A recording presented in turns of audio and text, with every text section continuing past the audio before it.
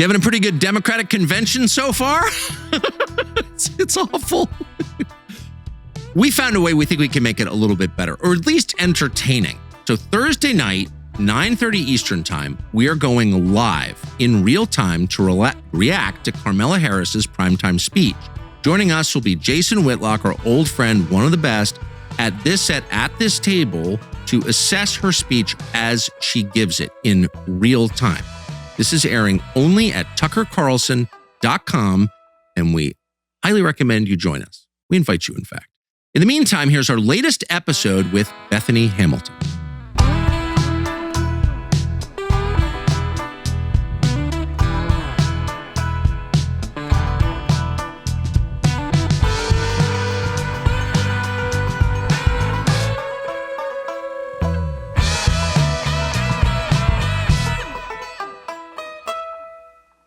How do you deal with fear?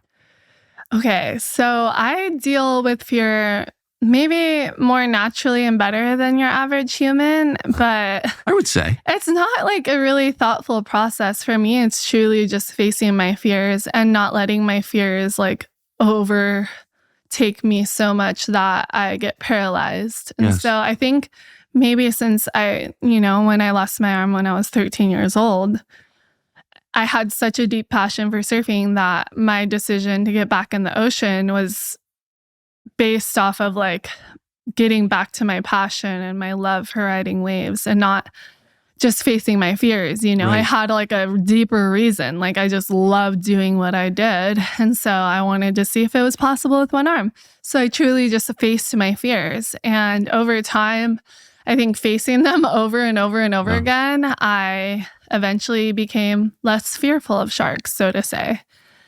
And it's funny, I've heard that sharks and motivational speaking are like people's two greatest fears.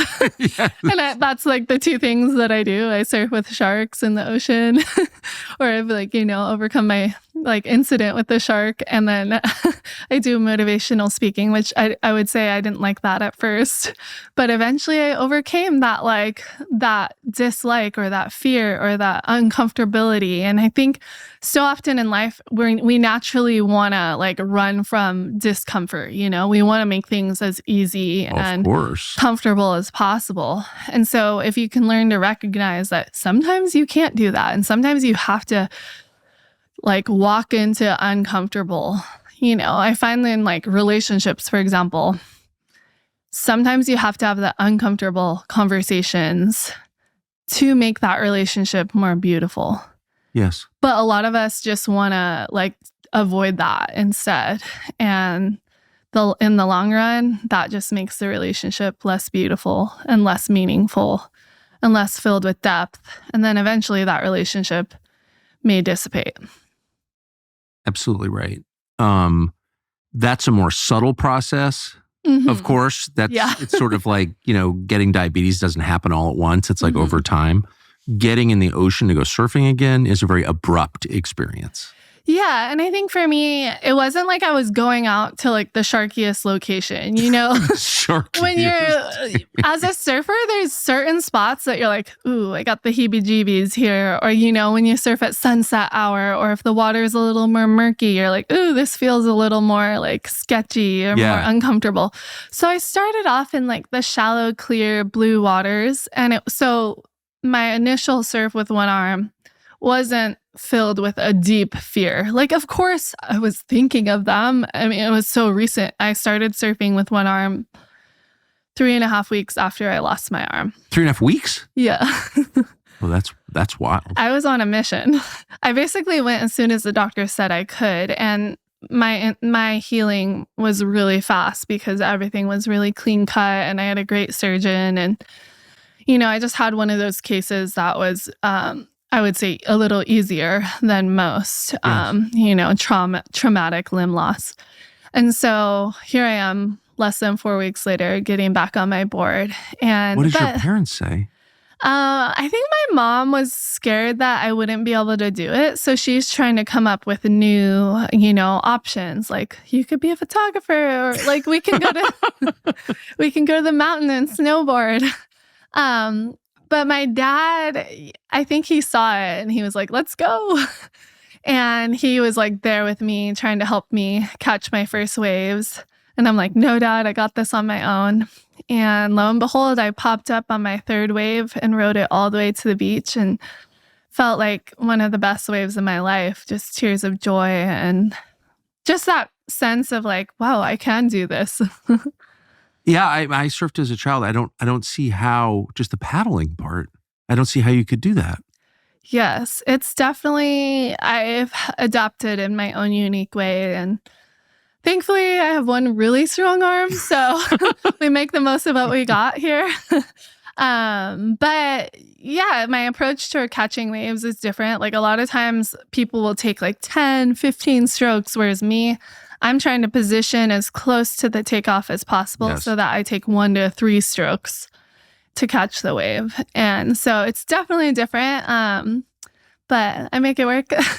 Wow. But your father didn't hesitate in bringing you back to the ocean. No, I think my dad like both my parents were surfers, so they get it. They get that love for the ocean. They get that need to like get back out there. And yeah, you could be fearful of sharks. I think that's like one of the number one questions I get. It's like, why would you go back into the ocean? But for me, it was my way of life. It was something I did every single day. And even though I was young, I wanted to be the best in the world. And I had the potential to be the best in the world at that age, like very highly competitive. I was winning just about every event that I entered. The summer before at 13 or 12, I finished second in the national titles in the 18 and under division. So I was like kind of heading on that trajectory, so to say, of like, she could be world champ. And so on top of being competitive though, like competition aside, I could care less about a jersey at the end of the day. Like I just love being in the ocean. And now fast forward, I'm a mom of 4 and I'm passing on my love to my children. Yeah. I'm just so struck we just had breakfast and your total lack of bitterness or self-pity, which leads to optimism and joyfulness, of course. But how long did that take to reach? I am so grateful. My mom was very encouraging to me in my childhood to know God and to have faith. And so I look at my 13-year-old self and really think like childlike faith. Like that's what Bethany had at that time. And that helped me to overcome that season and to be grateful for life. Like I woke up thinking I could have died, but I'm still here and I'm so grateful to be alive. And even though my life felt upside down and my future felt uncertain and like it was obviously a really hard, chaotic time, but I had this peace that I believe only God can bring, that even though I didn't know what my future was going to hold, I trust that there's more for my life and I'm grateful to be alive. And that gratitude really pushed me forward, I think. Like I didn't mope a lot. I didn't like sit and focus on like the negative of the situation and how awful it was. And I would even say too, like I did media really early on, kind of willingly, like as a little 13-year-old, because I had a heart for other people and I wanted to encourage other people. And so I started surfing 4 weeks later, and then people were like, oh my gosh, this little girl's like learning how to surf with one arm right after she loses her arm to a shark. So people were just awe-inspired. This is like before social media, but my story truly went super viral. I remember. And I would get letters from all different walks of life, like inmates to like people all over the world, like little girls, like if Bethany can surf with one arm, I can overcome my challenge. And so I had a heart for other people. And so I was willing to talk about my story and like share what I had went through and my desire to keep going and overcoming. But I think talking about it really helped me to overcome the traumatic side of it. Like just facing that traumatic incident and talking about it. Like now I think I can think about that exact moment and I don't feel like overwhelmed with sadness or anger or, it is what it is sort of a feeling. And I think talking about it really helped that in itself. But if I understood you correctly, you woke up the next day after losing your arm feeling grateful? Yes. That's wild. Yeah, I was in the hospital and I was just really grateful to be alive. And I think the doctors painted the picture of like, hey, you lost over 60% of your blood. You could have died. Like, it's a blessing that you're still here. But more importantly, I trusted that God had more for my life and that, You certainly did. you know. What did you think you were going to do? Did you have any sense of what your life would look like? Oh, I had no clue. And I think that uncertainty felt really hard. And I think a lot of people who face traumatic situations, they want to just get back to normal life. So maybe that was part of my desire to get back into surfing was like, let's just get back to normal life. Like, I want to be back in the ocean, doing what I love, being with my friends, you know? And so once I proved that I could do it, then there was no turning back. I started surfing all day, or not all day, but surfing every day again and just getting back to normal life. And it took time to adapt and adjust and figure out how to do things. And there was definitely days where I'd be completely frustrated and crying and like the waves were just sending me back to the beach and just so frustrating. Like I think anyone who spends time in the ocean can know that like it's such a humbling place. Like, Oh, yeah. no matter how strong or capable you are, it will humble you regardless. And it can hurt you at any time. Yeah. And so doing it with one arm, I think that also gave me confidence to face the other challenges in my life. I'm like, if I can surf with one arm, what else is possible with one arm in like all the other areas of my life? So it really set me on this trajectory to be willing to adapt and to just make the most of what I have and have got. And so lo and behold, little Bethany just adapting in every which way. Did you ever think you would have 4 children? I always really looked forward to being a mom. And I think because my mom had so much fun with me and I was a parent, that she loved being a mom and that she loved adventuring with me and my brothers, that showed. And so I think that inspired me to want to be a mom. And so yeah, fast forward, being a mom is such a joy in my life. And I always thought I would have 3, but here we are, we have 4. How'd that happen? It just happened. Yeah, it was crazy. Like we got married and, you know, typical like married couple, like let's wait 5 years before we have children. And then like about 1.5 years later, I got pregnant. I'm like, okay, let's go. Even though I felt scared at that time, like I think God's timing was perfect. And I loved just basically bringing our little guy into our life and taking him along for the ride. I was in a unique season in that I'd kind of quit competing. And thankfully I did, because that's when I met my husband. And then we got married and he's like, hey, what else do you want to do in surf? Because it's not like that's something you can do forever. So let's just like do a little more surfing and you can like check off all your goals and your dreams in surf.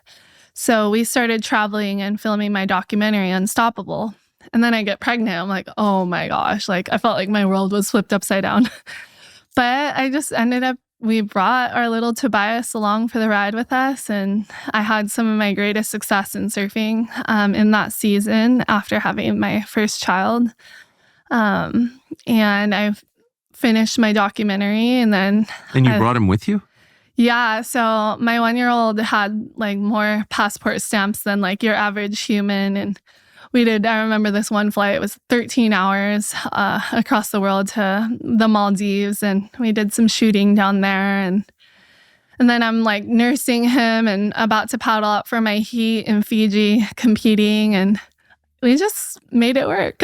You know, most young parents, well, you know, I include myself in this, find it really hard to travel with little kids. Oh my gosh. Like having babies on an airplane is not easy. And so... But we kind of just figured out how to make it work. And I think because we immersed into that early on, you get your little tricks on the road and you just become more adaptable, I think. Like, I think routine's so good for children, but we definitely had a lot of routine disrupt and we just had to like create our own routine on the road.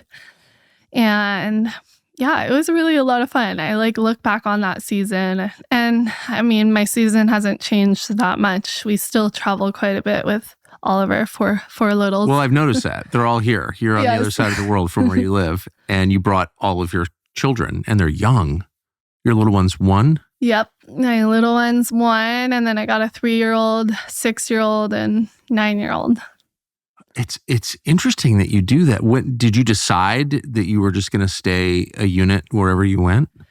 Yes. I think we realized that we were just still traveling a lot. And we actually were trying to create a business that would be sustainable within Hawaii. And we actually ran into some business trouble. So we had to like reconfigure how we did everything. And it just ended up being that traveling for work. I do a lot of motivational speaking, which I absolutely love doing that. I love being able to be an encouragement and inspire people. But obviously traveling with a family of 6 is not ideal.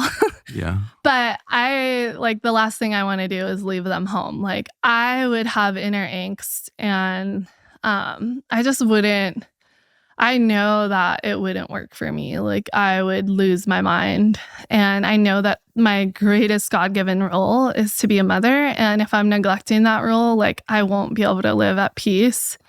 And so just bringing them along is the way we're doing it right now. And it's working and they're just blossoming as humans. Like it's really fun to see them growing in their own ways. And just being along for the ride. I mean, they must get closer to each other. Oh, yeah. Yesterday was rough. We were all super jet lagged. We had done a red eye. And I'm like, at one point, I'm like, go outside. Like, don't come back in until you're ready to be at peace. So, there's rough moments, but for the most part, they get along really well. I love that. And you travel with your husband everywhere. Yes. So we're just family unit. My husband and I teamwork everything. So he's kind of like behind the scenes, making things happen. And then I'm showing up and doing a lot of like what we do. And so, yeah, it's really a unique life. And I love doing it though with my husband. And it's just like we're the ultimate team. And then the littles are like our little minions along for the ride. It's just a completely different model of living from the one that most Americans, certainly I grew up with, where, the father or both parents sort of head out, in the morning to their own totally separate spheres of work. And then the kids go out to school, their separate spheres, and then possibly they all meet together for a meal at night and then they go to bed. Yeah, it's definitely different. And I think what made me more open to this life that we've chosen to live was I homeschooled from 7th grade on. And you grew up being homeschooled? Yeah, I grew up being homeschooled myself. So my mom kept me home from 7th grade on. I did elementary school and then I stayed home after that. And it was primarily like there was a few different reasons. Our local public school was super bad. We couldn't afford private. And I was also like really highly competitive. I was already starting to travel for surf. And so my parents decided to keep me home and save that drive time too. Our school is really far away. It's like 45-minute drive, hour one way. So 2 hours just driving to school. And so we just decided to stay home and my parents just kind of let me run with things. And then I started surfing with one arm and even competing with one arm. And that started less than a year later after losing my arm. And so 2 summers later, I win a national title, and then I started competing in the world qualifying series. So just like the biggest league in surf to be a professional. And so I started traveling international around 16, 17, 18. I'm like traveling around the world already. So just being able to finish school while I'm traveling and have that flexibility was really just made it possible.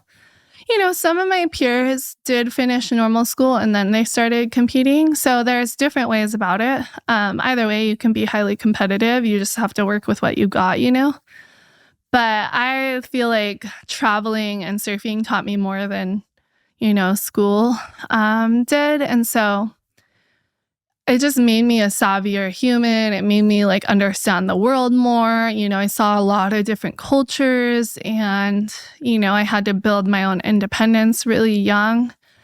And it just I blossomed a little younger, I would say, than most people. I haven't always been proud of the companies that have advertised on shows I've had over the years, but now that we have our own company, we decided, well, we're only going to take ads from people we like and agree with and admire. So it is with actual pride that we announce partnership with Bass Pro Shops. You know Bass Pro Shops?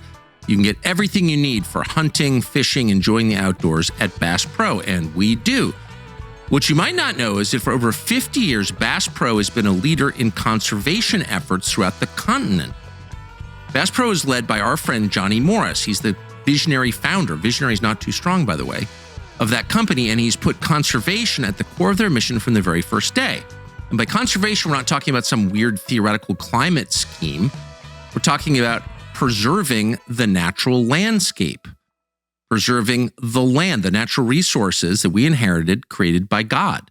So for the last decade, Bass Pro has averaged giving back more than 10% of their earnings to conservation and advancing their mission, a critical mission of introducing people to the outdoors, getting them away from screens into God's great nature, advocating for the rights of sportsmen and conserving wildlife and habitat, which is essential. If you hunt or fish, you know. So customers are invited to round up their purchases in-store and online to support Bass Pro Shops and Cabela's Outdoor Fund, which gets invested directly with conservation projects and organizations in the communities they serve. It's all real. So rounding up that little bit of pocket change adds up over time, particularly with a big company like Bass Pro, and it makes a big difference. So stop into your nearest Bass Pro Shops or Cabela's to gear up for all your outdoor pursuits, hunting, fishing, being outside. And while you're there, we recommend rounding up for conservation. What did you what did that do to your relationship with your mom? Did you get along with her when she was homeschooling? Yeah, I think like most teenagers, we got along, but there was like a little sandpaper too. Yeah. She did the best she could. And in hindsight, I look back and I'm like, I had some teenage vibes going on, but for the most Those part, are inevitable. I think for the most part, we had a really awesome relationship, and my parents would take turns traveling with me. So, we lived in Hawaii, price of living was really high, and they're just barely scraping by, but they still gave me so much to support And you lived on me. an outer island. Yeah, we lived on the outer island too. So we're always inter-island hopping. And then once we started traveling more internationally, it was just a lot on them. But thankfully, I was surfing so well, and I started supporting myself around age 16 financially. So I was traveling under my own dollar at that point. But my parents would come along for the ride with me sometimes. And I think sometimes they were pitching in. But it just kind of started young for me. What a different childhood. Yes, very different. And I think, too, being a professional athlete, you learn diligence and ownership over your life. You have to push yourself. You have to be self-motivated. You have to, really work hard at your sport, and nobody else is going to do it for you. And so I learned that really young, and that has served me in so many different ways throughout my life. Are you going to homeschool your children? Yeah, so we're in the early stage of homeschooling, and it's a beast. Is it? I think it is, but I also think we make it more of a beast than we need to be. And can you just, I think a lot of people, certainly my age, whose kids are grown, sort of think, well, I probably should have done that. Didn't even really think about it, should have done it. But now with, the sort of obvious evil going on in government schools and private schools, I think a lot of people would like to homeschool. But how hard is it? What is it? Exactly? The rate of homeschool has grown by millions and millions of more Americans homeschooling. And so what's really cool is there is a lot of resources and tools and information to make it more possible.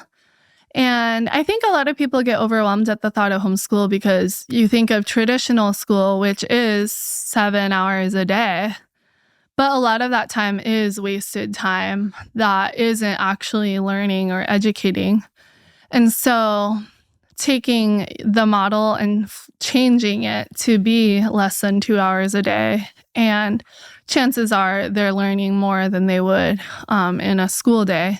Plus, they're... Wait, less than 2 hours a day? Yes. Yeah, you don't need a whole lot of time to accomplish a lot of your educating in each day. And so Then why are we sending kids to school all day? I mean, that's a big question, right? Yeah, it is. I think it's primarily the financial system. You bring it back to the financial system, and it is a lot harder to survive on one income. Now, fast forward in this day and age, my parents made it work in that my mom was working. And so there was a little pass back and forth, or I would go stay with my friend if my mom was working a night shift. And so I just remember What did she do? she just worked the restaurant industry. Both my parents were in the restaurant industry. So they were very simple life, not a high income, just barely getting by. But they did show that you can homeschool on a lower income. Yes. And still do a whole lot. And so I think seeing them work hard was really inspiring for me, because I just saw them dedicate a lot to me, but also work really hard. And I think a lot of people are overwhelmed at the thought of homeschool because, parenting in itself is pretty hard. Yeah, it is. But I wonder why it's become so hard for us. For me, I've had to unpack a lot of my habits or, things that I'm not necessarily proud of. I had a season where I was really short-tempered, and I had to work through some health things to get onto the other side of that and support myself to better mother my children. And I look back on that season and I hate that version of myself. I'm forgiving of her, but I'm why was I How bad was she? I was just really I think women tend to be more emotional and they're hard on themselves. That's for sure. And I look back on that season and I realized that it was more than just being a woman. I wasn't being supported nutritionally. My sleep was really bad. And there was a few other things going on where it was just high stress. And I was very easily angered, and I had to really work on my nutrition and my lifestyle habits. I stopped watching TV at night. Sometimes, I would want to just wind down, and I stopped doing that. And I would just focus on getting to bed sooner, making sure I'm eating enough in the day, getting enough protein and carbs throughout the day, and just making some health shifts that really changed who I was. I'm way more patient now. I'm way more I can hold the needs of my children and their emotions, because children are more they're not as emotionally stable. And I really think that we help them stabilize by how we are. Yes. And a lot of people are just struggling to remain calm when their child's having a full-blown tantrum. It's the parent is having a tantrum with the child. Yes. But we need to do the opposite. We need to hold steady while they're having their tantrum and help them work through that. And so, yeah, mothering's taught me a lot and has challenged me in ways that no other role in life has challenged me. But I'm so grateful for that, because it's sharpened me. It's made me, really have to dig deeper and work through my issues and work through my challenges that where some of them were probably learned too. My parents are amazing, but I still had some learned habits that weren't great that I needed to unlearn and reform, and currently still working through some of them. But for the most part, I can look back on this season that wasn't so good, and I'm so grateful that I was willing to adapt and challenge myself and look for help and educate myself and dive into health and be an advocate for myself, because at the end of the day, nobody else was going to do that for me. And fast forward even to the influence I have on my household and helping my husband to be healthy and helping him to take ownership in that area as the leader of our household. And now I'm just the alignment that we have as a family, as a married couple, continually working through the different little challenges along the way. We're a unit. And as him and I, as the leaders, we're leading our children. And I think that, we look through some of the challenges we've had along the way. And our children are watching this, and we're literally their role models, and we're shaping this next generation. And so there's a lot of weight that comes with that. And I feel like society has let go of that in a sense of like, we're going to school and we're going to sports and we're just trying to get by. That's exactly and there's right. lack of intentionality in the household. And so I think I have a heart to not only work with teenagers specifically in America and help them to think through their future better, but now like seeing the influence that, the family has in society, it's so important.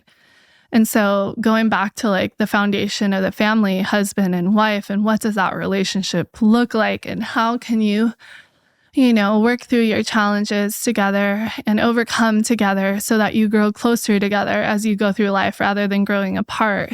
And just seeing the way society is now and like the attack on the family and the attack on young people and their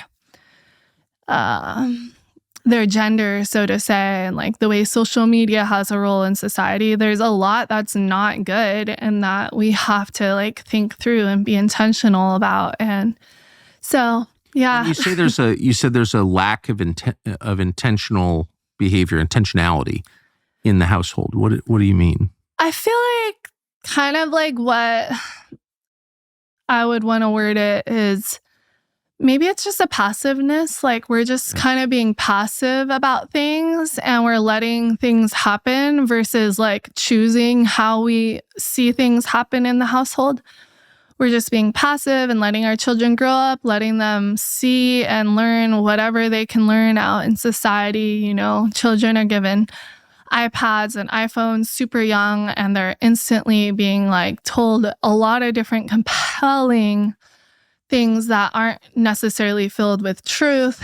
And so I think as a role as a mom and, my husband as a father, we're thinking through that because our children are still young, but our 9-year-old's going to be a teenager in, a few years, and like life's going to change. And so how can we be proactive and not just be passive in his life, but really like mentor him and speak into his life and, help him find his career path, so to say, and help him to become a brave and leading young man, even if his nature isn't necessarily a leader. Actually, our eldest is a natural leader, but I'm just saying like, we'll look at our other boys and maybe they won't be natural born leaders, but they're going to have to lead at some point. And so equipping them to lead and like showing them the way more than just by example, but really like coming alongside of them and helping them find their way until they truly are ready to spread their wings, and then letting them know that the phone is always there and like the arms are always open. So you said that you've got 3 boys and 1 daughter. Your oldest son is a natural leader. He's the oldest, not surprised. But that all your boys are going to have to be leaders. What did you mean? And how would you train them to be leaders? Yeah, I just think of the God-given beauty of marriage and matrimony and that relationship. And when done right, like the man is meant to be the leader. Yes.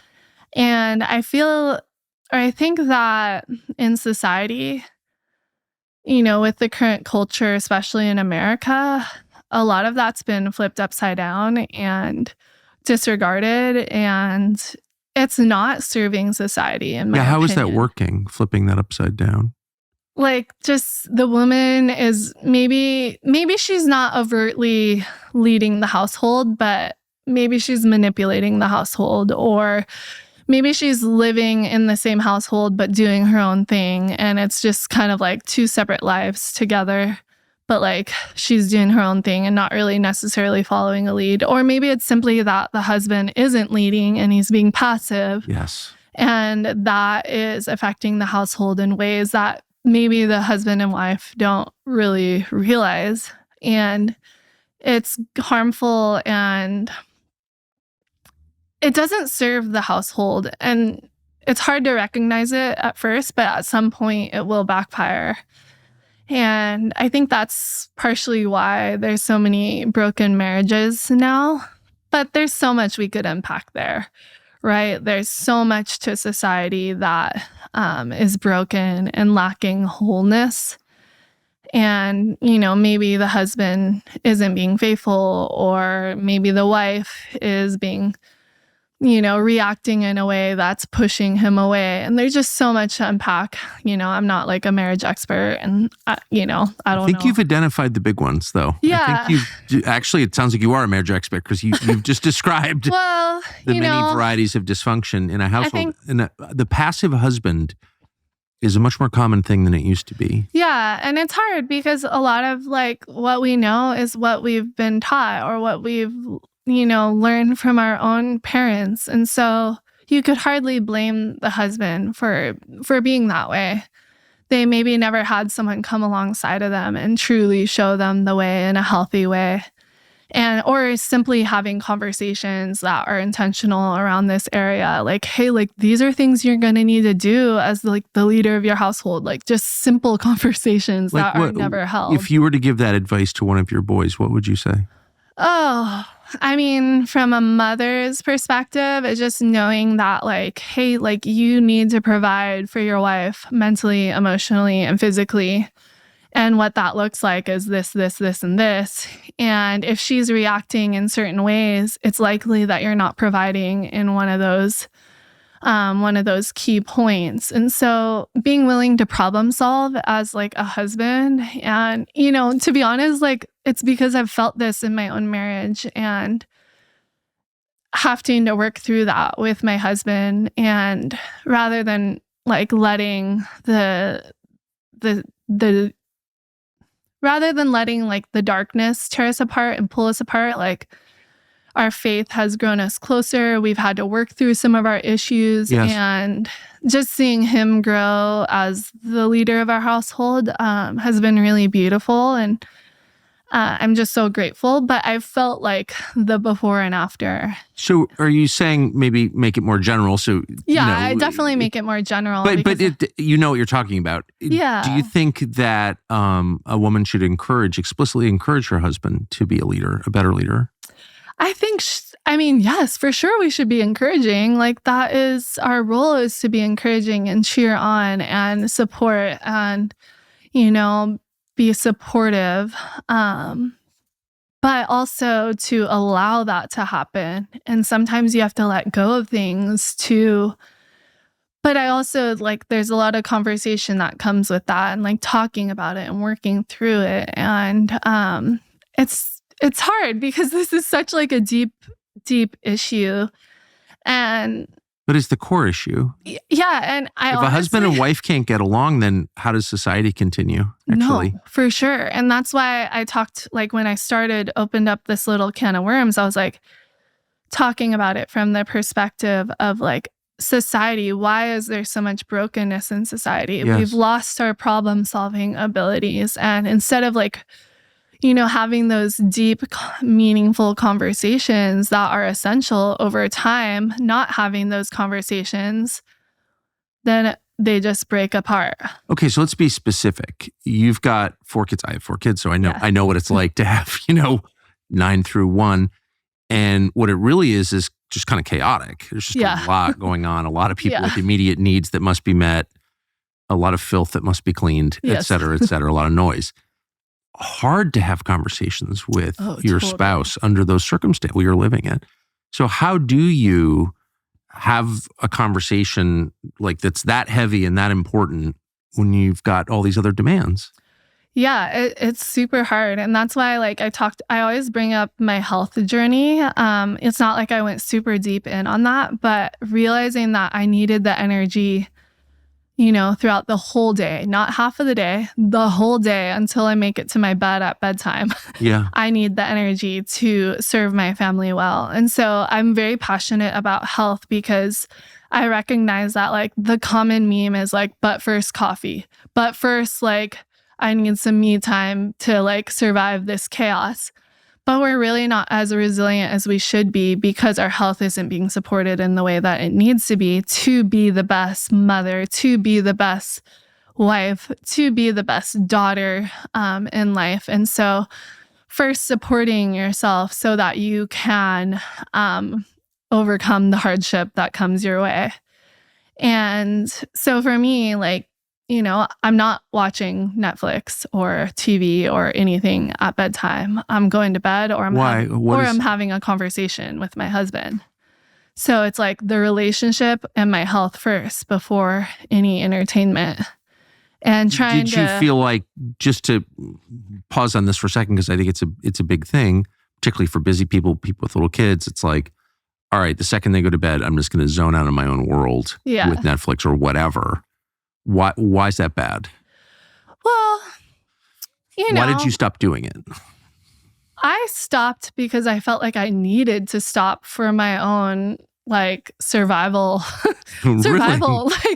like, you know, I do try to find, you know, a 20, 30 minute, sometimes hour and a half window for myself in the day, which that looks like surfing or getting a little movement or going on a walk or laying in my bed praying or doing something just by myself for a quick minute. But there's like so much time that is wasted, whether it's scrolling on social media or watching TV. It's very consumeristic. And I want to create and I want to build and make beautiful. And to me, consuming doesn't allow for that as much. You know, when I'm consuming, I'm essentially not creating. And so I knew it would be worth asking you that question because that's a wonderful answer. When I'm consuming, I'm not creating. Yes. And so for me, you know, we always want to justify our actions. Every now and then I like to sit down and watch alone. And it's usually with my husband and sometimes with my children. Like that's the one TV show we watched lately in the last year. But otherwise, I'm not consuming. And, you know, I am on social media, but I try to like keep tabs on that and not let it like overtake my life. Typically I have it on a separate device. Lately I haven't because I broke my old device phone. But I had to move it off my main phone device because I was like needed to control that time, so to say, spent like not randomly scrolling when I didn't necessarily want to, you know, kind of putting like some boundaries there. Because it became a easy reflex to like kill time and space. And so I moved it to a separate device, and that was a game changer for me. Really? I know not everyone can just have a separate extra device, but if you can, and if it is stealing that much of your time, then maybe it's worth investing that extra little chunk if you aren't willing to give it up. But yeah, anyway. So if you're old enough to remember when the internet started, you remember the promises that accompanied it. This was going to make everything easier. This was going to spark innovation. And this was above all going to bring freedom to the world. So back when using a search engine wasn't some big tech mind control operation, that was true. You'd have to take out your credit card every time you wanted to read a newspaper article. You weren't bombarded by pop-ups and cheap foreign ads of some kind.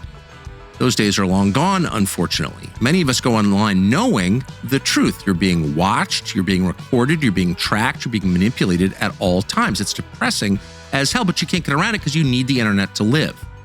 Right now, your internet service provider can probably see your entire browsing history.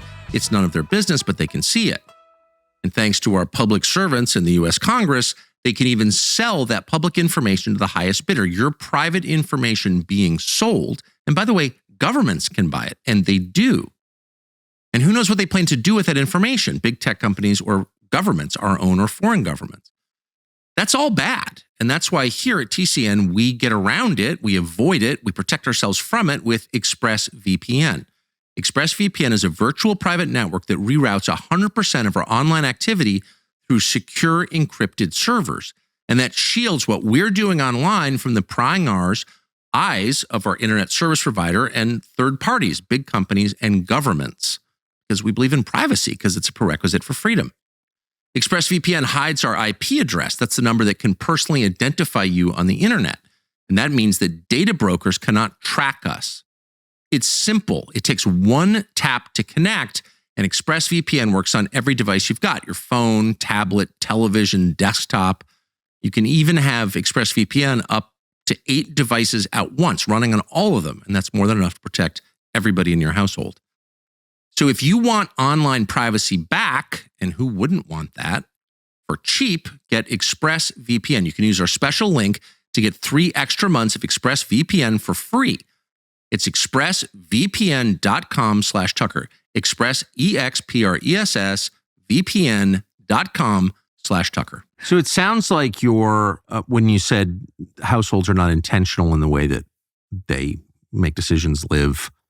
Yeah, it's almost like we're more reactive to life rather than proactive. So reacting to what comes our way and just kind of reacting to the time and just doing what we have to do to kind of get by versus like planning and being proactive and saying no to certain things and saying, like choosing what comes in the household and how we use our time and how we converse with one another. And I think of like the marriage as the foundation of the household. And so being proactive in that relationship and like really working for that rather than letting time kind of turn it into this passive relationship that eventually fizzles out because we weren't proactive in it. And so, yeah, it'd be fun if Adam was here. He could speak to that in his own sense. And I'm grateful to God for him every single day. And we've had our own journey of like growing and learning and becoming more proactive and like working through our challenges. One thing I'm struck by is you keep coming back to time, how you spend time. And when you said that homeschooling can be done, a child can be educated to at least the standard of a public school in 2 hours. Mm-hmm. And then you said, but for most parents, just like send your kids to school, take them to sports. There's like a whole kind of program that families sign up for that they have no control over at all. Yeah. That may or may not be good for their children, and they just react to it. Mm-hmm. But you're instead figuring out how to spend, the other 22 hours in the day with your kids. Mm-hmm. That's a big change from the way most people live. Yeah, it is a big change. And I think it's because, I was like the last generation to not have social media for most of my childhood. So I remember I got an Instagram about when I was 15, and I had this season where I was highly addicted to it. I would be with all my friends and I would like randomly start scrolling, and then I would try to show them stuff and they're like, we're having fun together. Like, we don't need that. And so I was this last generation to like, I grew up diving into the ocean and swimming with turtles and going surfing and playing kick the can in the yard and filming little movies on a camcorder that were like gory, and we'd put ketchup on my left arm. And like, we were truly children, like filming horror movies in our backyard because it was hilarious and funny and like just being really creative. And now I look at this generation and you'll be driving and you'll see kids on the side of the road hunched over looking at devices, waiting for their school bus, like not full of life, like not full of joy and beauty and passion and creativity, but rather being sent into this society realm that is just passive. It's being entertained. It's being consumeristic. It's just lacking this beauty in life that I really like. I look back on my childhood and I love my childhood. I did grow up with amazing parents that, they devoted a lot of time to me. It's just funny because you're famous for being attacked by a shark and losing your arm in your childhood. And how was your childhood? The best! It was. Well, it's good. Yeah, it was so amazing. And, the loss of the arm was just like a little speed bump in the road. Like, I continued to have like an amazing childhood after I lost my arm. And so now I'm looking at this generation. It feels like you really mean that. Yeah, I do mean that. I loved my childhood. Even the hardship that I faced, like, it created me to be an overcomer, to be an adapter, to be someone who has to work through a challenge in a healthy way. And I did figure that out, I would say, for the most part. There's always things we have to unpack at some point or another. But, Yeah. And now fast forward being a mom, and I'm like looking at this generation, and it's just so vastly different. I will say, like, I would leave my house at like 8 in the morning to go surf. My brothers were gamers. So I would leave the house and like go do a bunch of different things. And then I'd come back like 8 hours later, and like my brothers hadn't left their spot on the couch. And that also had a huge impact on me. I was like, what are you guys doing? You literally haven't left the couch for like 8 hours straight. And I hated seeing that. I think being like a nature lover and someone who like grew up in nature and like found my creativity in waves. Granted, both my brothers were great oceanmen as well. They were like really talented on waves. So it wasn't like they were so stuck to the gaming that they didn't go surf. But I saw this like side that I just didn't like. And I was like, there's no way I'm allowing that in my household as I grow up or as I'm raising my children, because I want them to be creating and, I want them to just be super healthy. I think too, like I have like a unique perspective of like being a former professional athlete, really having to push it physically and mentally, and like knowing that I had to support that nutritionally and just through various avenues of health. I now bring that into my household, and I'm like, if there's one area in your life as a parent to not be passive, it's like, well, actually, I don't think I can narrow it down to one thing, but it's like your faith and health. Like at least give your children those two things, because otherwise society will eat them up. And there's so much junk out there that will like Okay, take well, them let's. over. First of all, I feel like a consumerist slug listening to you. I've never played a video game, but I have wasted a lot of my life now that I think of it, and I'm sorry that I have. But let's just stop with those two things. The two things you said you can give a child or 4 children are faith and health. So let's just start with faith. How do you do that?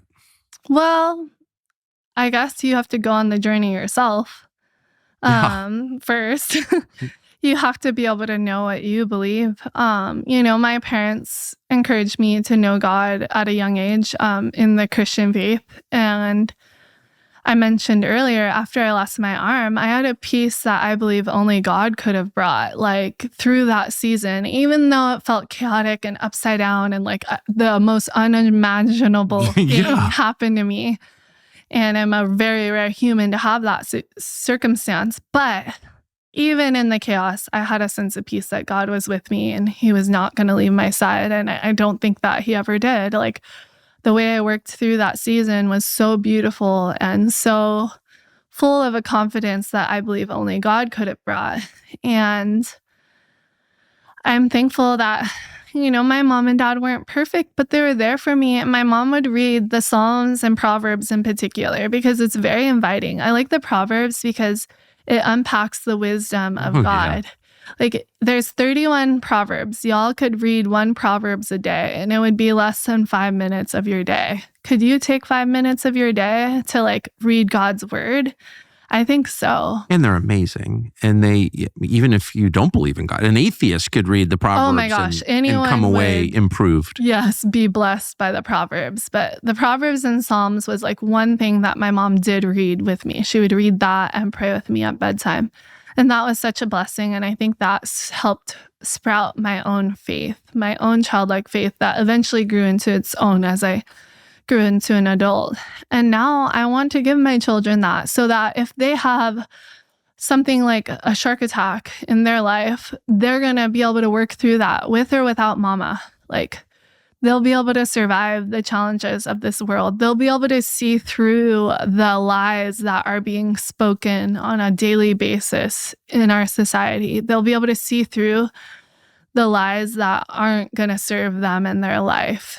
And I believe that that's in God's word first and foremost. And so for me, it looks like praying with my children at bedtime and throughout the day. And it's reading the Bible and it's encouraging them in their faith and talking through philosophical ideas that at the end of the day, you can look to God's word and know what is truth.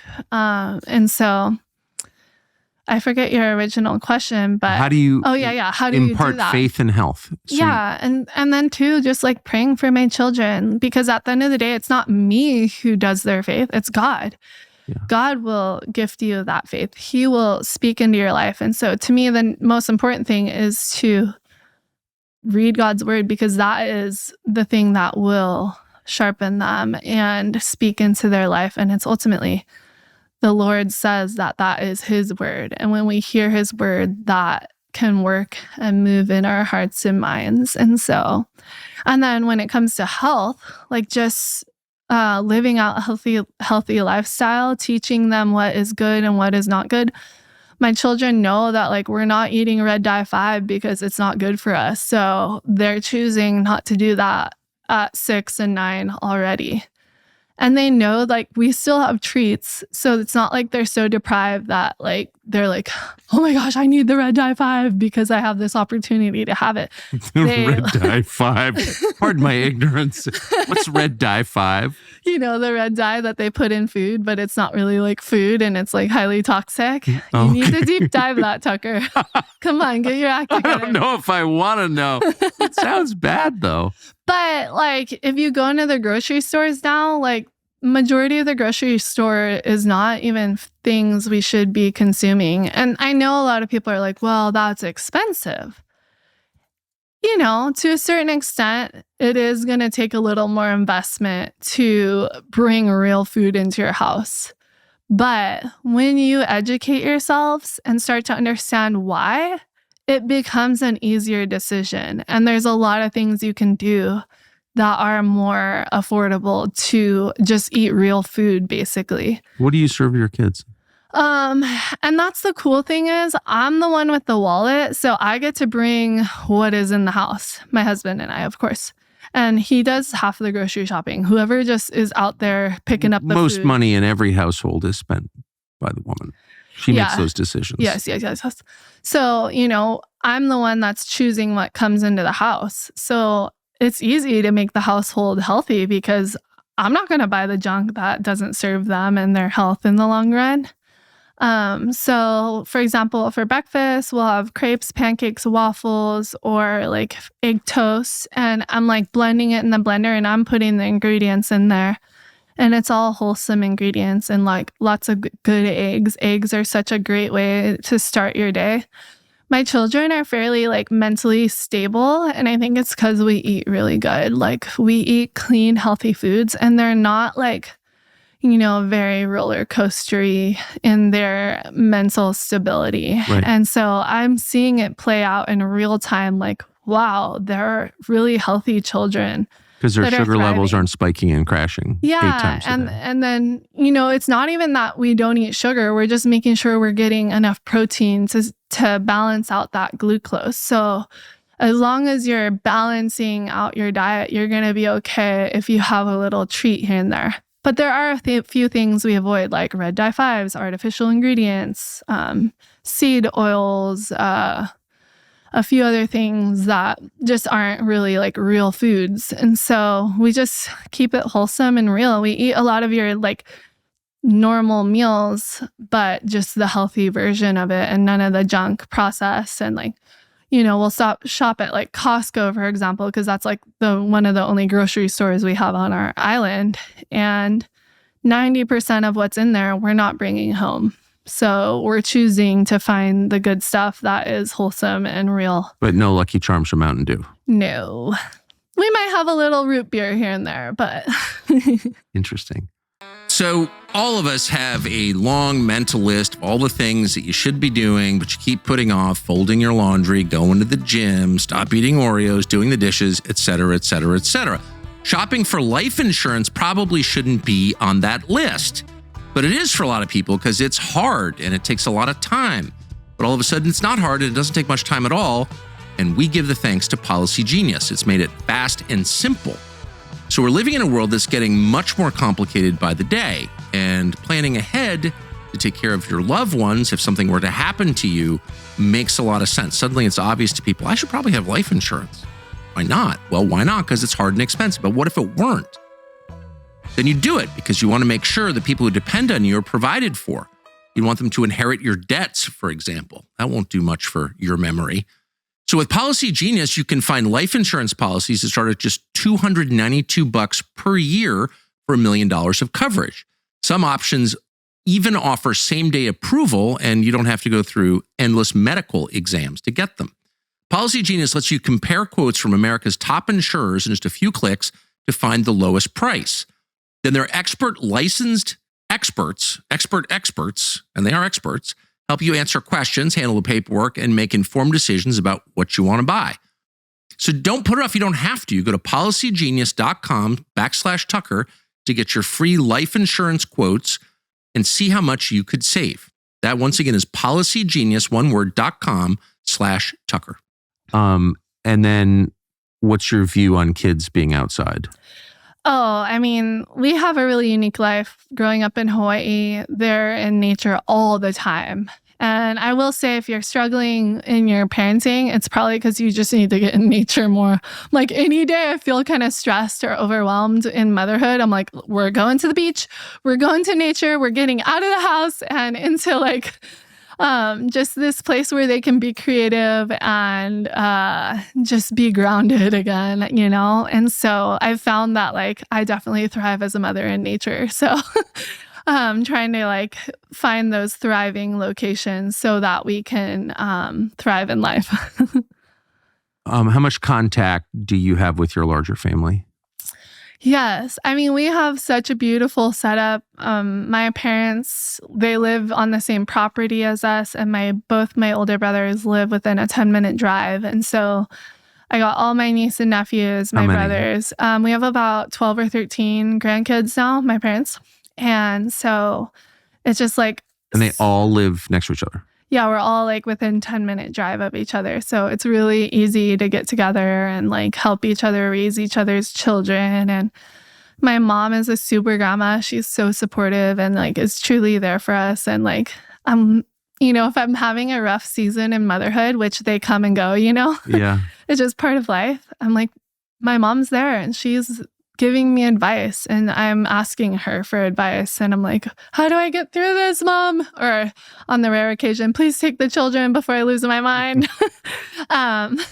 Which isn't very often because I have a great relationship with my children and I am healthy. So it's not like I need that all the time, but it is just a blessing to have that. So just for perspective, because you're famous, people might think, well, that you can live that way when you're really rich.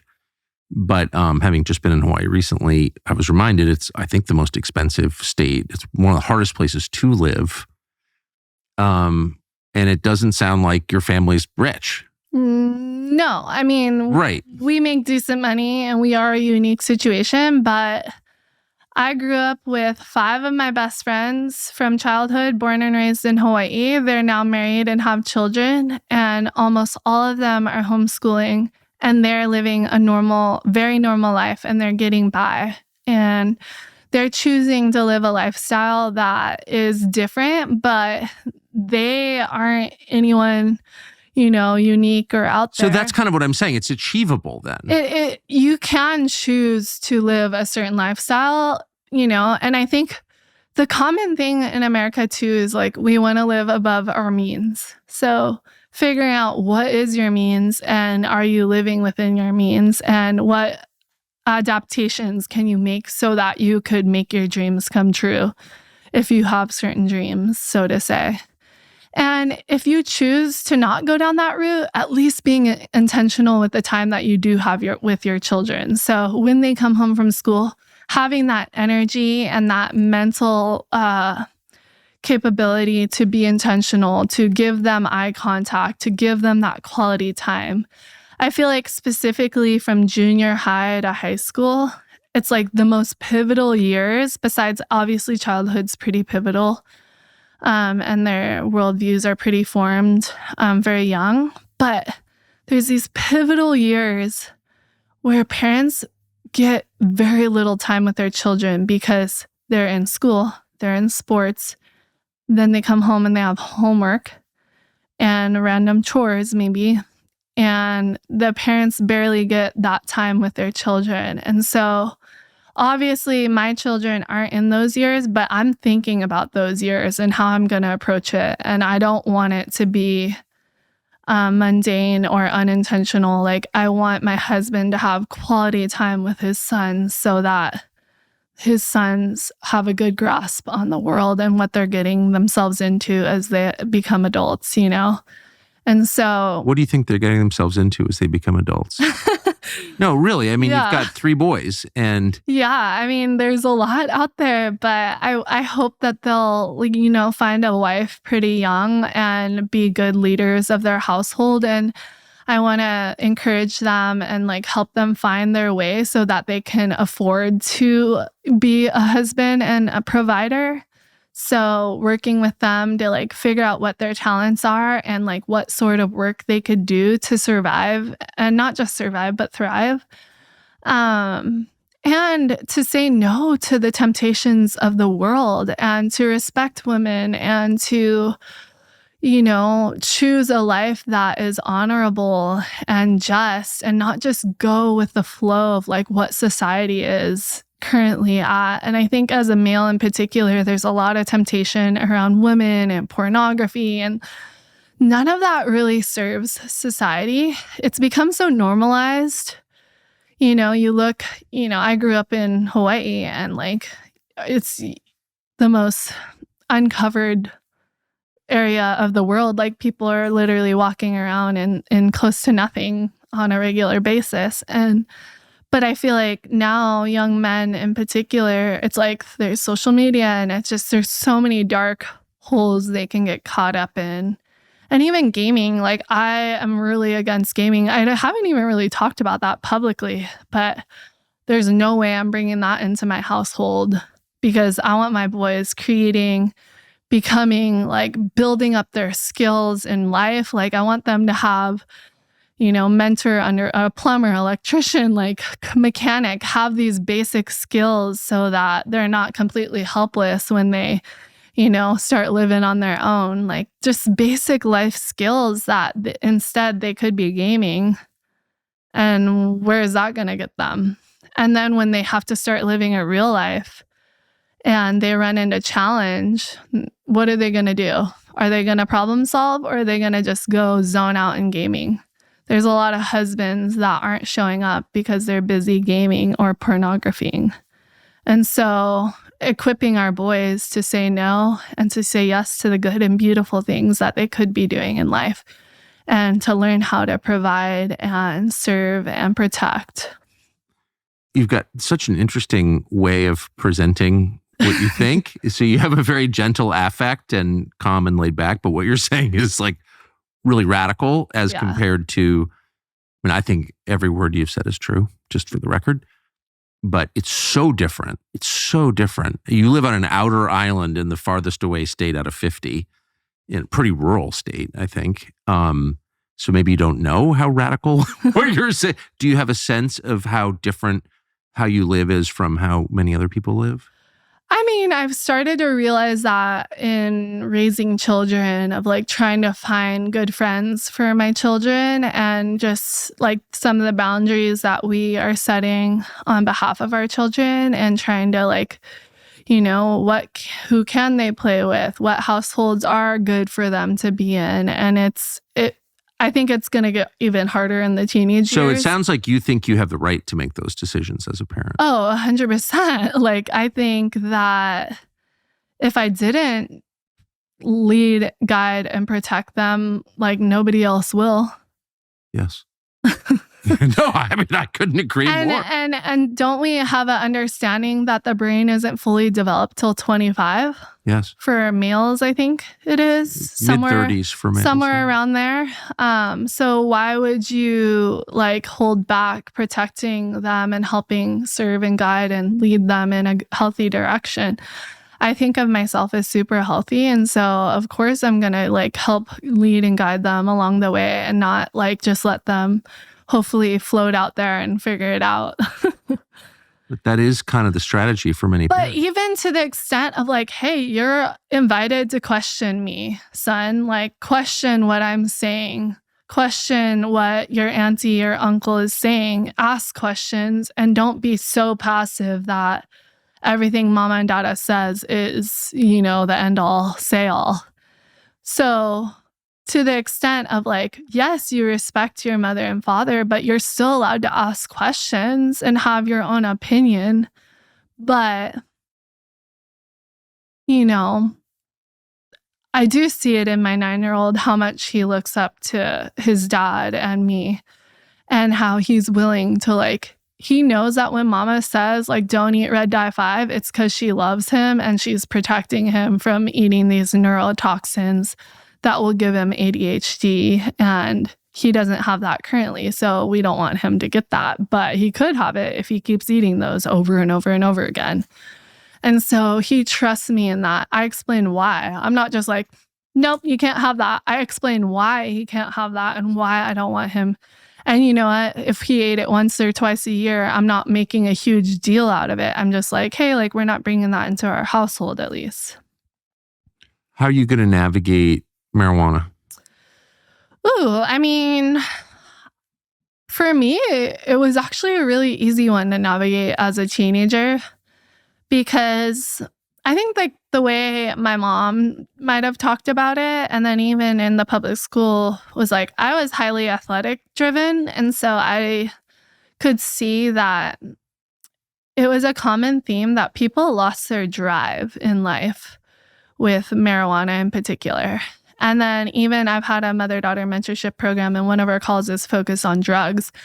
And the coolest thing is we'll show the girls the brain without marijuana and alcohol and the brain with, and they look very different. Like it's very noticeable how healthier, like we had a brain specialist kind of explain the differences, and you could see it with your own eye. And so that was really cool to me as an adult who's chosen not to like, do marijuana or anything like that, but just talking about it from a perspective of health. So that's why, I said earlier, like encouraging your children in faith and understanding health is so important. And talking about, like I talk about, hey, if you go through a challenging season in your life, do you want to go to alcohol or do you want to go to God? Like what's going to be your strength? What's going to serve you and your family? Is alcohol going to serve your family, or is God? Like, what's going to lead you forward and help you to overcome and adapt and persevere through the challenges that will inevitably come your way? Certainly not alcohol and drugs, which a lot of society is going to that because we essentially aren't happy with our life, or we're looking for an outlet that numbs some of the pain. And so, working with our children to face their hardship and to work through their pain and to have a plan for when that comes if they don't have any of that prior to leaving the household, like having a good plan. Like, what are you going to do when you face hardship? Are you going to go to these outlets, or are you going to come back to mom and dad or someone who's respectable in your life to help you work through it? Because there's certainly been seasons in my life where I'm like, why didn't I go to someone to help me through that? Well, exactly. And I tried to navigate it by myself, and it sucked, and it was hard, and it was awful. And I'm like, why didn't I ask for help? And I just like, that's not what I want for my children. I want them to go and ask someone for help, whether it's me or not, like that's okay. But I hope it's me. And if it's not me, like they're going to have a few other people in their life that I'm going to be like, this would be a great person. If you don't, for some reason, don't feel comfortable talking to me, go to this person and like have them spend time with that person in their late teen years so that they have a relationship that's, encouraging. Why do you think this is pretty common human experience, but people have problems that they could probably sort out quickly if they articulated them in front of somebody else, but they don't? Why? Oh my gosh. I feel like there's a lot of reasons why. And I think, that's why earlier in our conversation, I talked about working through some of my issues in motherhood, is because I think sometimes we get closed in life, or we aren't open to teaching or wisdom or, respecting our elders. It's almost like there's this untalked about level of being where we have pride and we just think we can do it ourselves. And I feel like that's almost growing even more now with social media, because they're like, oh, I can just Google what to do. Yeah. Rather than ask someone respectable in your life, like, hey, like, do you think this is a good life decision? Like, should I go down this route? So for me, I don't know, I'm kind of going about this answer in a long way, but I'm now asking 3 different people for advice if I have something that feels overwhelming or challenging. I'm going to the 3 different people and trying to see if it will align for them, if their advice to me will align, or, like just having someone respectable to speak into my life over challenging subjects that feel like I need help in this area. So you're approaching your own life with humility. You're acknowledging that you don't know every answer to every question. Yeah. And, if it feels like something really hard, just not being afraid to ask for help. And, maybe there's this level of like that distancing in junior high and high school where like you're almost like separating from your parents too early. Yes. And then you go off to college and adult life and you're like, well, I don't really have that relationship with my mom and dad, so I'm not going to ask them for help. Or we didn't work through some of our issues as in that relationship through the high school years. And so there's not that level of like, you can come to me, like I'm here for you and I'll like accept you no matter what the challenge is. And so trying to keep that relationship open and just communicative so that when the real challenges come, there is an openness and like they'll be willing to ask for help. And obviously there's different characters and I can see already like trying to raise the different characters in my children. I'm like, they're very different and it's going to require like some problem solving or adaptability to their different, personality and character. And so, yeah, genetics is real. Yeah. Yeah. The kids are different. So, you said you have a mentorship program where you're dealing with young people who are not your children. Yeah. What do you notice about them? Yeah, so I've always just had a heart for teenage girls, and maybe it's because of what I faced at such a young age. Like when I lost my arm, I was 13 years old, and it's such a pivotal season going into those teenage years. But then there was this one woman who would pick up my girlfriends and I and speak into our lives. She mentored us and encouraged us in relationships in particular. She equipped us to enter into the dating realm and to look for a husband in a healthy way. And this woman wasn't like super appealing, so to say. Like I would say the fact that she like brought chocolate and like brought us to the beach was like the lure, so to say. Yeah. But she was willing to just show up. And like, even if she wasn't like super cool, like as a teenager, you're looking for those cool people to hang out with. She wasn't like super cool, but she like spoke into our lives and she made the most of what she had. And she made such an impact in my life. And so I just feel like I've been given a unique platform to speak into young people's lives. And I'm very passionate about like social media as well. Like the big thing I've noticed is the girls who, I'm working with girls between like 9 to 18 and they're alongside of their mothers. But the girls who are highly active on social media, like you can just tell right away. Like they dress more promiscuous. They're very aware of their being. They're very like aware of just how they look and how they carry themselves. And it's almost like they've got something to prove. They're trying to be cool or like, be accepted in a certain way. And I really just noticed a vast difference in the girls that are active on social media and the girls that are not. And, either way, they're very lovable. Who's happier? Definitely the girls that are not active on social media have less obvious. Issues. Yes.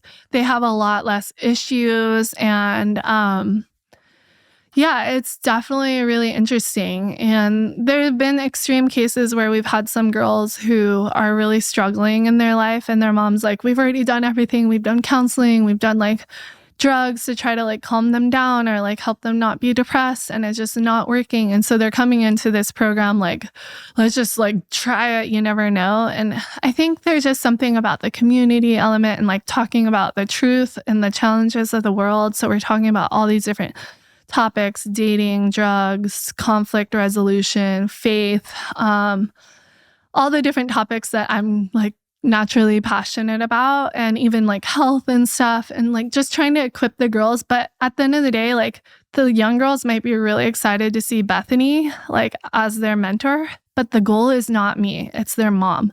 So their mom's coming in and doing it with their daughter, and it's about that mother-daughter relationship. Because I remind the girls, I'm like, hey girls, like I'm not going to be there for you when the going gets rough, but your mom is. Like she's the one that will die for you and like do whatever it takes to be there for you in your tough seasons. And so maybe you don't see eye to eye with her on everything, and maybe you have a little sandpaper of a relationship, but your mom loves you so much. And so it's just kind of about bringing back that family unit and making that be the focal point of the mentorship experience program. And so it's just been, it's really interesting though to unpack like the difference in the children who are being exposed a lot more and then the ones who are not. And to me, it feels a little devastating because I'm like, oh, I had such a good childhood. Like, you girls should be like adventuring in nature and filming like cute little like funny movies on a little camcorder. And instead we got like TikTok dancing and like just like endless media scrolling and TV watching. And, you know, I don't want to be so negative because I know there's beautiful moments in everyone's lives, but I just feel like there's so much more to be had when we're creating and being artistic and letting our strengths and talents be used and pursuing like the good and beautiful things in life and having like really open, like loving relationships and quality time. And one thing I'm working with my children is like teaching them, like I try to look in their eyes. Like I've met a lot of people and it's like we almost are losing eye contact, like something as simple as that, like trying to look people in the eye. And starting in your own household, like once you start to be aware of it, you're like, whoa, like they haven't looked me in the eye today. And so you have to, but like I have to lead my children to be able to look me in the eye. And so like making sure I'm not so busy that I can't like slow down and like check them out and like give them that eye contact that they deserve and that like quality time. So one thing I love to do with my 6-year-old in particular, and he's super sweet, but he has like this interesting personality that, you know, it feels a little harder to get through to. And so one thing I like to do with him is play rummy cards. So he's only 6 and he's doing so amazing. Like he beats me all the time at rummy, and like he'll be like calculating how much points he has versus how much points I have throughout the game. And like this is like one way that I like to connect with him that is really sweet, and there's nothing else going on. I mean, obviously there's little sissy trying to steal the cards, but for the most part it's just him and me having this moment to connect. You're not checking Instagram during the games. No. Phones set aside, and it's just like him and I, my 6-year-old, who actually can play cards really well, and like he's doing math at the same time, but he's like connecting with mom. A lot of bad things going on in the world that honestly not many of us can have an effect on. Rising crime, failing schools, a tanking economy. What can you do about that? Well, not a lot, but you can get your own house in order. And above all, you can spend money with merchants, with companies that support your values, that are making this a better country and not a worse country. But how do you find those companies? Well, that's where Public Square comes in. Public Square actively curates the best products from America's small businesses to help families lead happier, healthier, more productive, and connected lives. That means fewer errands to big box stores, less searching to find wholesome alternatives to the garbage being offered in our culture, and more quality time spent with people you love most. If you want to fix your country, you've got to strengthen yourself and your home, and you need to spend your dollars where they do good and not bad. Rebuilding America takes place one small change at a time with wise spending, supporting people who support your family.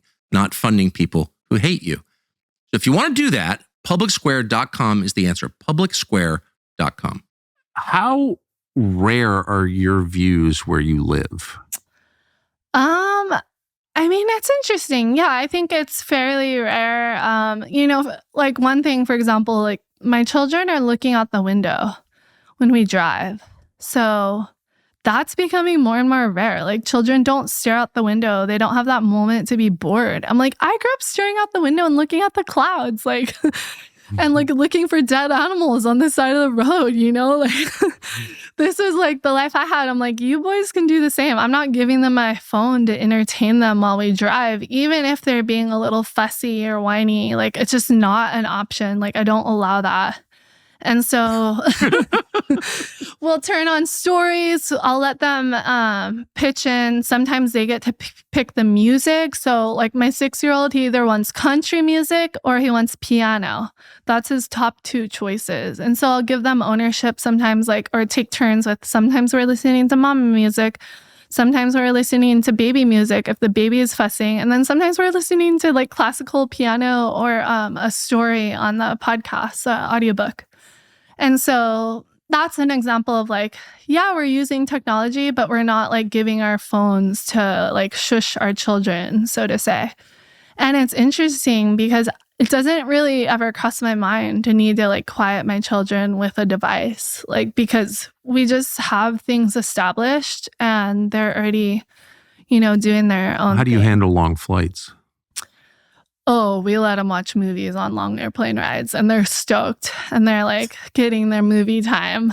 But then like it makes them look forward to traveling. And I feel okay with that because it's like we're not consuming all the time. And it's not like the 20th movie they've watched this week.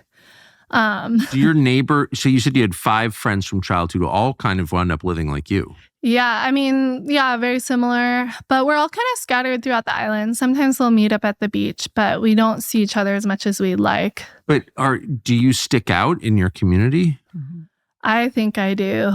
But also, I would say a lot of people in Hawaii are spending, like, we live to live. We don't work to live.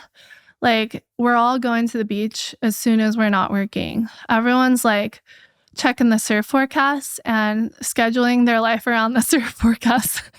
I mean, if they can. Sometimes, like, you gotta work when you gotta work. But I feel like people in Hawaii, my friend actually brought this up the other day, like, we very much so live to live.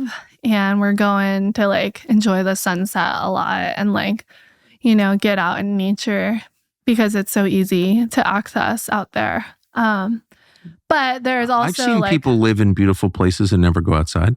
Yeah, true. That's probably true. Yeah. So I don't know. I try not to like pay attention too much to what everyone else is doing. But you're not considered like a freak, or people are nice to you at the grocery store. Yeah, no, like it's very like low key. I mean, I would say Hawaii has a lot of pocket of like, people living outside of the box.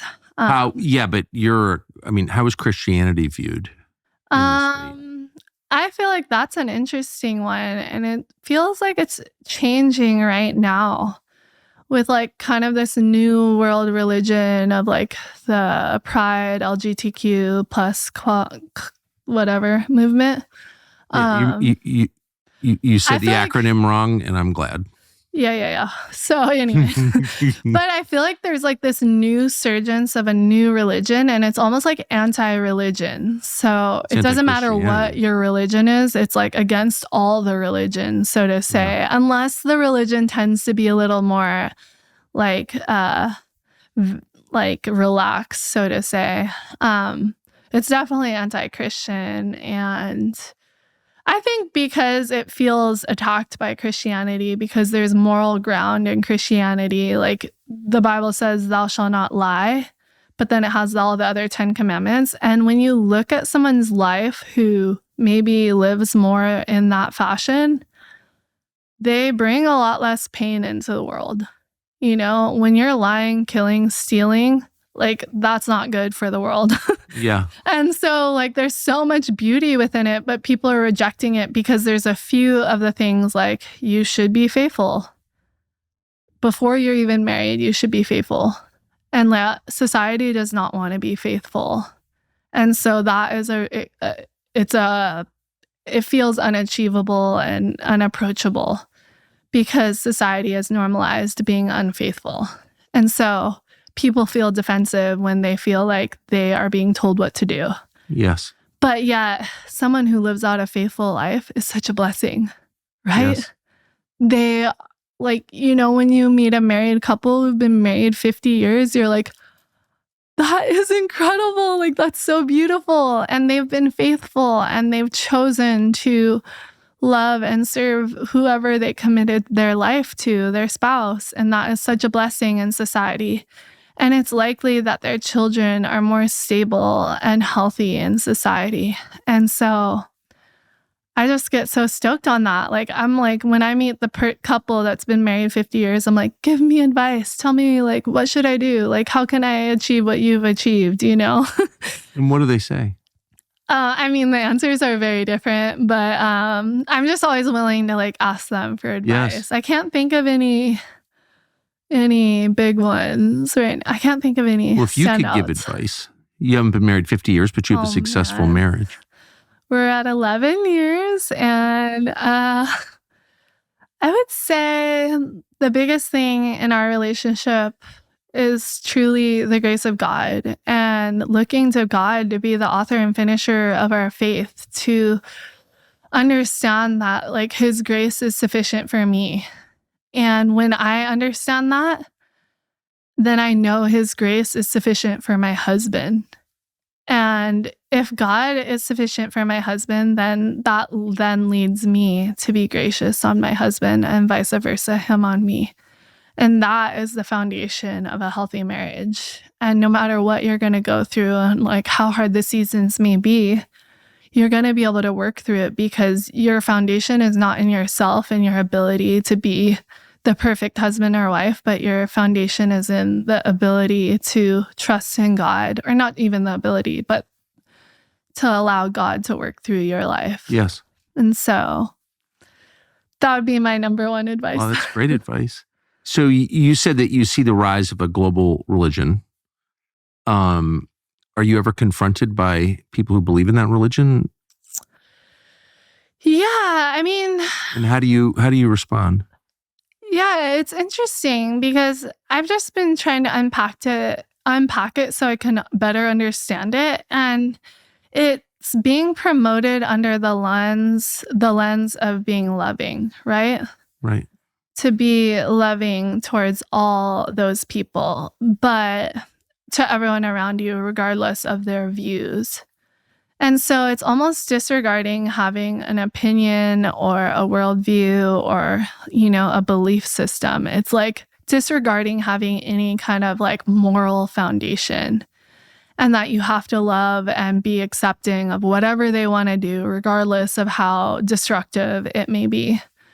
And so, to me, like, I think faithfulness is essential for a healthy society. And yet people don't want to embrace that. They want to be free, so to say, and, like, do whatever they want with whoever they want at any point in time in their life. And what they don't understand is that is painful in the long run. To not have a relationship that is stable and faithful and committed and enduring, that is hard and that is painful. And yet society just wants to promote that as if it's a good, like, it's, do whatever makes you happy in the moment. And so the way I view it is, like, to be unfaithful is not good. It's not healthy for a strong society. It doesn't lead for, confident children when their parents are, breaking apart. And, maybe you've already hit that point in life where you've split from your partner. It became unbearable. It was painful. And I wouldn't go so far as to say, like, God's grace is not sufficient for you. Like, His grace can be sufficient for you no matter how awful things may be. And He can work in your children's lives. So I'm not, like, saying,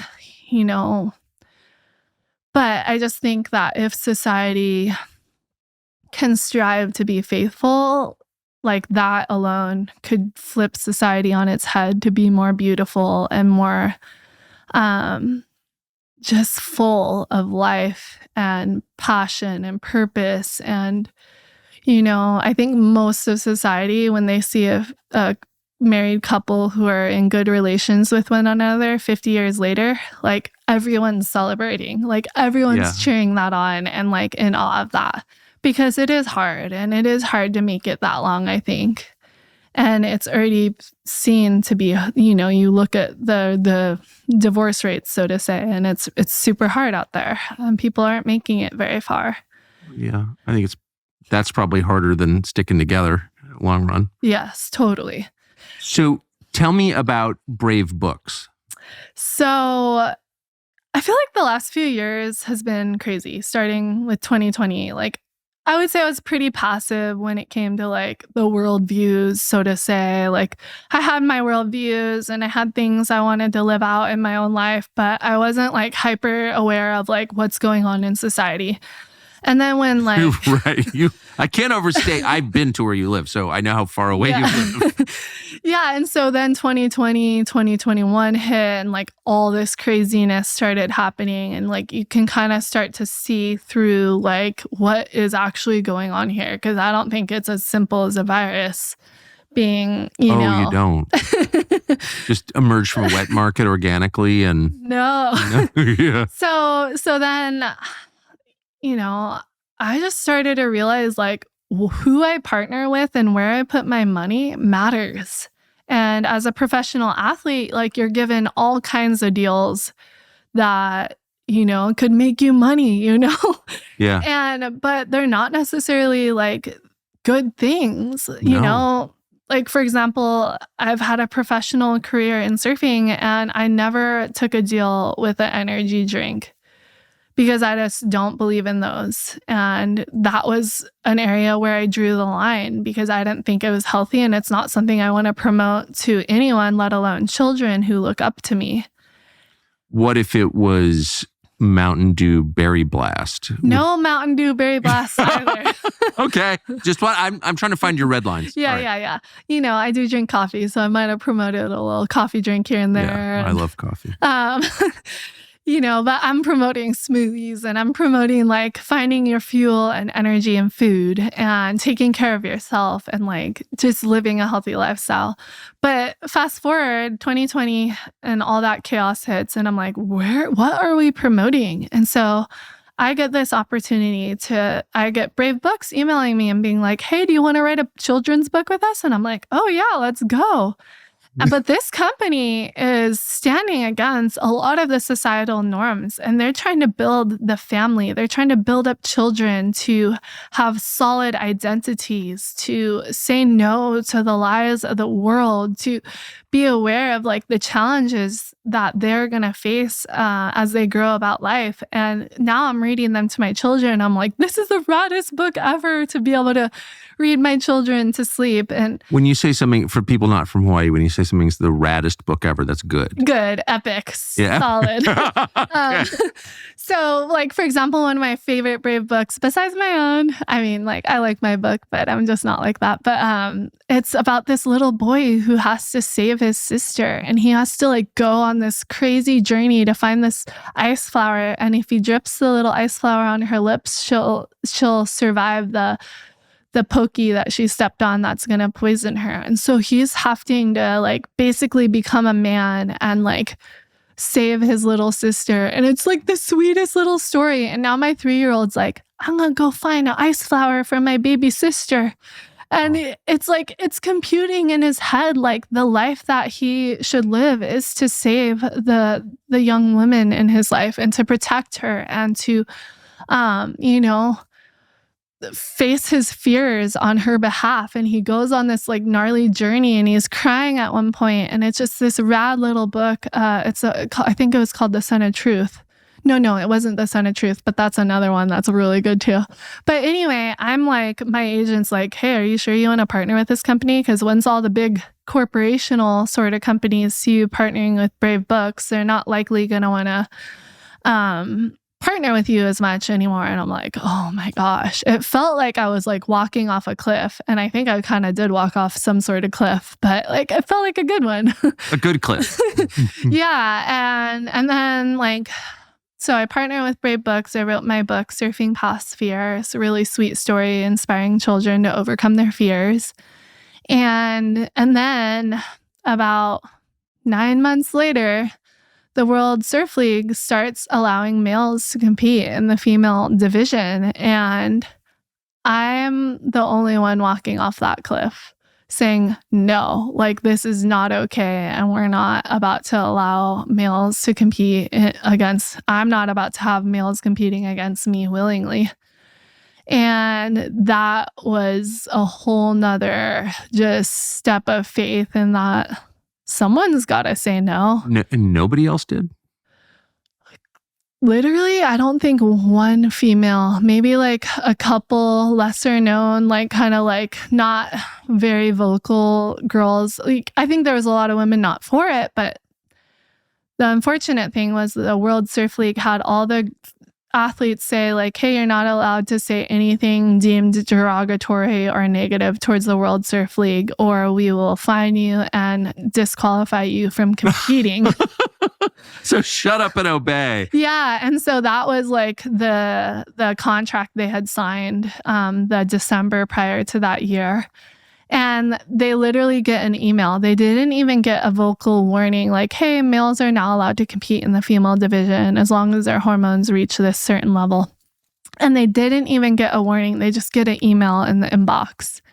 And I'm like, oh, no way. This is not okay. And I'm not for this. And I think I lost some major deals that year. I think I had a deal on the table with Ford, and that never happened. And I think it was around that time when I was like, nope, I'm not for this. And I like made a public statement. And what kind of reaction did you get to that? I would say it was mostly positive, but there was some gnarly negative intertwined. But I feel like I had people out of the woodworks like stopping me in our local grocery store, like, thank you so much for speaking up. Like, we're so proud of you. But there was also some really aggressive, like I have like this shark gang on TikTok that like, they're like, we're on Team Shark. Like, what? Yeah, some like crazies out there. But you know what? Whatever side of the spectrum you are, I feel like there's crazies in the mix of like either end. Like there's just extremists that are hateful and harsh and will say gnarly things. But it definitely was like an intense season, and I probably let it like affect me more than I should, though I didn't look too much. I was like, hon, you can look if you want, but I'm not looking because I need to go to sleep tonight. Good for you. Not looking is a huge step. I know. Sometimes you just have to not look. And I've never looked. I'm not a looker. Yeah, you're probably better off. Much better off. Yeah. And yeah. So anyway, partnering with companies like Brave Books, and now I'm partnered with Public Square. Like you can literally put your dollar where your values matter. And I think that really matters. Like there is a team of amazing people trying to build a parallel economy that isn't founded on these weird agendas and these hate, division, death. Yeah, just this gnarliness or this new world religion that they're trying to shove down children's throats to make them like more confused than ever. And so Brave Books is inspiring families to speak into their children's lives early on so that they can go into society and not be confused, not be hateful on themselves and, you know, reject their God-given beauties, but to embrace their God-given talents and the person that they've been formed to be. And I feel like this new world religion is like, oh, just be whatever you want, flow whatever direction you want. And like, it really doesn't lead to happiness. It leads to despair and darkness. And, you know, you can even look at the statistics and know that, you know, some of these people that are choosing to amputate their body parts are not healthy and they're regretting their decisions and they're taking hormones that essentially make them get disease earlier on in life than they should. And I'm like, we're cheering this on because they just feel like they want to be different than they actually are. Like, I have one arm. I would never wish that on anyone. Like, why would you amputate perfectly good body parts just to look a certain way? Like, it doesn't make sense to look and be a certain way and like to do such extreme measures. And yet society is like, woohoo, let's go. Granted, I think after I spoke out against males in female sports, I think the majority of society is like, nope, this ain't okay. But they just might not be voicing their opinions. Did the surf league change their position? No. And I think ultimately they're trying to be accepted into the Olympic rules. So they're following the Olympic rules. So the Olympics is choosing to allow males into female sports. And so the World Surf League is just following their lead, so to say. The Olympics is a joke. Yeah. I mean, I would say the athletes are incredible, and I highly celebrate the athleticism and the hard work of these athletes, but the organization behind is definitely not serving the athletes to the best of its ability. And it's not looking at the realities of like a male competing against a female is just simply not fair and like should never be okay. I couldn't agree more. So I wanted to end on something that we were talking about off camera that I thought was so cool and revealing. We're talking about social media, and one of my daughters is a huge fan of yours, so she was showing me your social media last night. I don't actually have the app, Instagram, but she was showing me this. Yeah. So cool.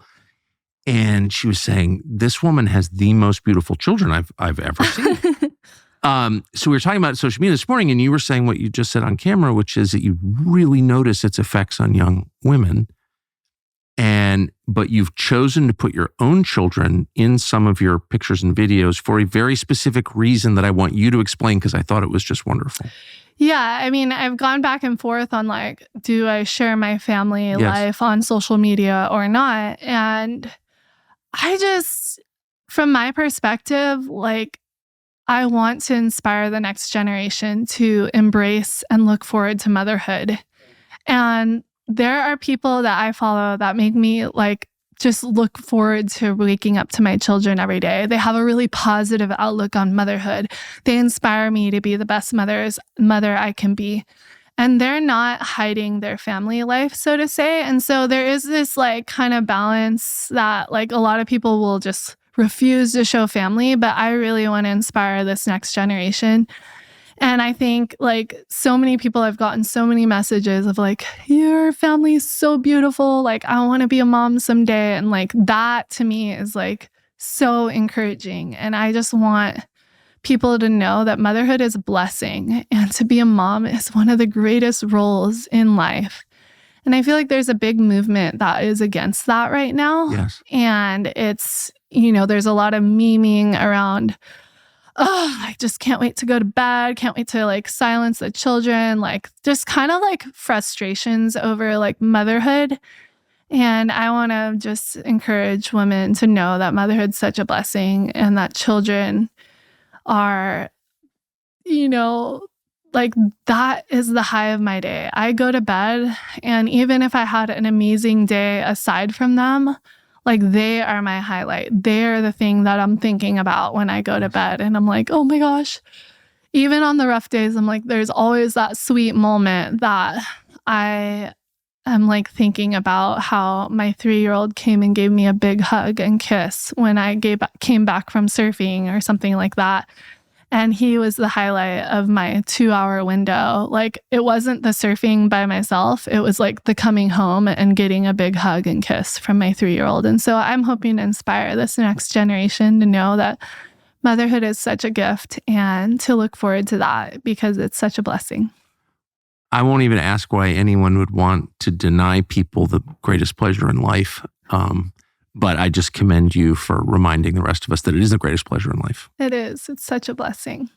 Bethany Hamilton, thank you very much.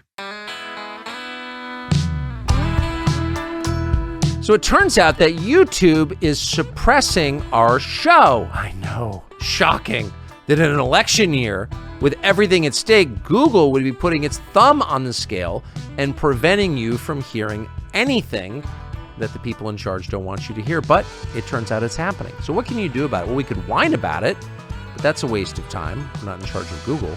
Or we could find a way around it, a way that you could actually get information that's true. It's not intentionally deceptive. And the way to do that on YouTube, we think, is to subscribe to our channel. Subscribe, and you'll have a much higher chance of hearing what we say, and we hope you will.